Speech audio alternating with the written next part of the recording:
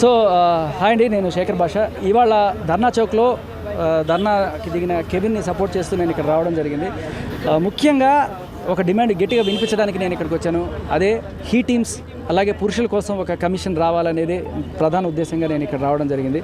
So ఇవి రావడం వల్ల దేశంలో కొన్ని ఆత్మహత్యలు తగ్గుతాయి, కొంత వైలెన్స్ కూడా తగ్గుతుందనేది నా ప్రధానమైన అభిప్రాయం. ఎందుకంటే ఒక అబ్బాయికి అన్యాయం జరిగింది అంటే వాడు వెళ్ళి ఒక పోలీస్ స్టేషన్లో అబ్బాయి, ఎస్పెషల్లీ అమ్మాయి వల్ల, అమ్మాయి నన్ను వేధిస్తోంది, అమ్మాయి నన్ను టార్చర్ చేస్తోంది అని చెప్పి వెళ్ళి కేసు పెడితే తీసుకునే పరిస్థితి లేని నేపథ్యంలో వాడు కొన్నిసార్లు వాడే ఆత్మహత్య చేసుకోవడం, లేకపోతే చట్టాన్ని వాడి చేతిలో తీసుకొని ఆ అమ్మాయి మీద దాడి చేసే పరిస్థితికి వెళ్లకుండా ఉండడం కోసం ఒక వినే చెవు కావాలి.